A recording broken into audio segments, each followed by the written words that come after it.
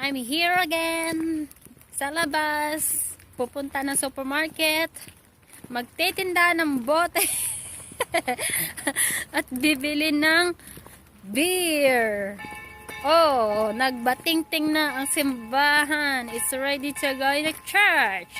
So, ngayon mga ka-viewers, yung weather today is warm, sunny, at saka maganda ang climate today. So that's why nakaganito yung costume ko. Hindi ako balot today's. At saka meron pang train dadaan as what you have see over there. Ayan, yun yung train, yung dilaw. That's a train. So yun ang train.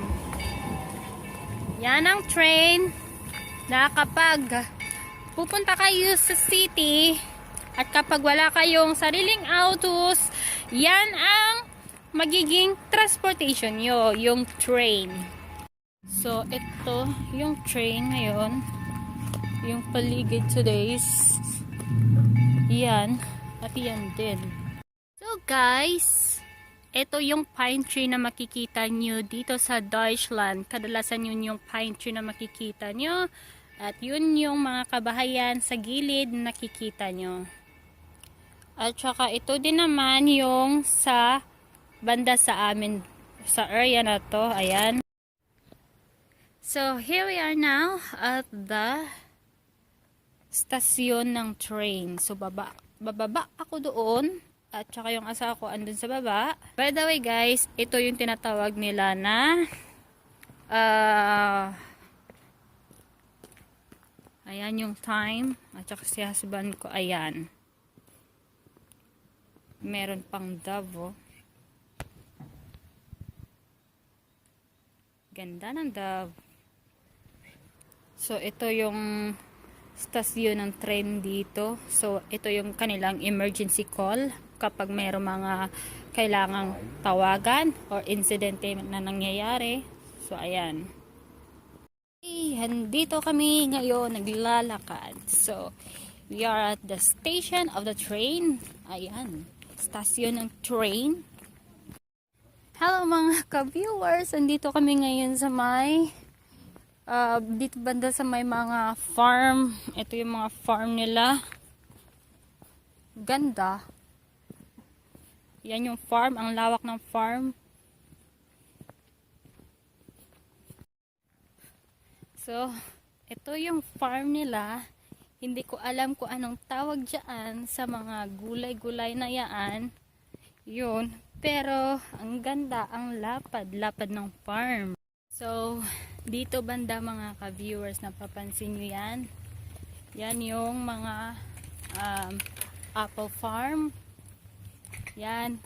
It's just because wala nang dahon today's, wala nang mga bulaklak ngayon dahil nga hindi siya panahon para mamunga, magkaroon ng mga dahon at saka magkaroon ng bulaklak dahil pag winter season, lahat ng mga puno, lahat ng mga pananim ay hindi masyadong nabubuhay. So hindi sila nagpo-produce ng mga fruits like apples.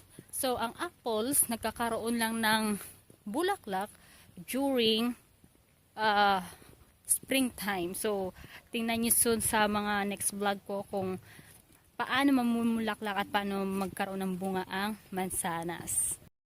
Mga ka-viewers, in a little time, pakita ko muna sa inyo yung spargel dito sa Germany or tinatawag doon sa Pilipinas na mga asparagus. So, itong mga spargel, nagkakaroon o nagpo-produce lang ng mga gulay tuwing springtime. Usually yung springtime nagsisimula sa may in the middle of February.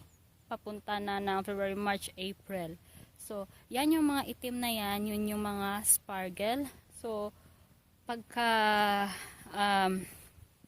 April, nagka-harvest na yan sila at saka tawag nito yung tinitinda sa mga supermarket ba. So, yung spargel, one of my favorite to eat here. Before, hindi ko siya gaanong paborito kasi hindi ko siya type yung lasa niya. But, nung ano na, nung kinatagalan na nagustuhan ko din. Kasi sarap naman pala. Tsaka marami palang mga ah, vitamins na makukuha doon. So, very helpful naman siya kahit papano. So, ngayon, magandang klima. Naglalakad-lakad kami ni Mister. Ayan si Mister. And we are here.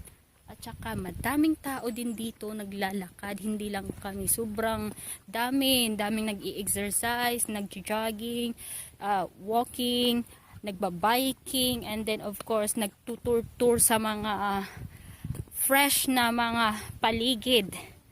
At saka maganda ang klima today because it is sunny. So sunny ngayon, it is time para maglakad-lakad. And of course, para langhap ng mga sariwang hangin. So, ganon. So, mga ka-viewers, andito ako sa likod dito. At saka, may mapapansin kayo. Ayan, yung nakikita nyong, na yan, yung nakikita nyong parang, ang tawag, yung parang building na yan. Yun yung kindergarten para sa mga bata. O yung, kung sa Pilipinas o sa ating saliwakain pa ay parang siya yung nursery sa mga batang nagsisimula ng I think 3 years old ata inaano na nila sa kindergarten. So, yung kindergarten, ito yung mga batang nagsisimula mag-aral mula 3 years old. Yan ang pagkakadinig ko kay Mr. Kasi yun ang sinabi niya. Nasabi niya, yung mga bata dito sa Germany, mag 3 years old na, ina-undergo na nila sa may kindergarten, yung tinatawag dito. Or sa atin, nursery school, or yung kindergarten din. Kindergarten. So, yun. So, for me, no? So, may mga knowledge na ako dito about kung paano i-grow up yung mga kiddos natin soon. So, sabi ko, I should be ready about that. Kasi, in the 3 years old pala, dito ko na ilalagay or dito ko na paaaralin magsimula matuto ang aking anak soon. So, yun ang ikinagaganda kapag marami ka ng mga kaalaman dito dahil, syempre, hindi ka na hindi ka na mahihirapan ba? Hindi ka na mahihirapan kung paano mo siya i-handle yung mga bagay-bagay once na magsisimula ka. So, yun yung ikinagaganda, no, 'di ba? Kapag alam mo na. So, it should be na marami tayong malalaman pagdating dito para hindi tayo mahihirapan sa buhay natin dito. So, okay mga ka-viewers, nakakapaglibot na kami, and I hope in this videos na marami kayong natutunan about how to live here in Germany. So, I hope na in this a little tour and sa pagpapa-view sa inyo kung ano nga ba yung mga posibilidad na makikita nyo once kayo ay pupunta dito sa Germany. So, here it is. So, okay, ang dami ko nang sinasabi. So, until the end of this videos, I hope you like it, and if you like this videos, please give me a thumbs up, and of course, share na rin sa mga kaibigan nyo na gustong pumunta at mangalap kung ano nga ba ang itsura ng Germany. And of course, huwag kalimutang mag-subscribe para updated kayo lagi sa aking bagong videos. So see you for my next vlog. Tschüss!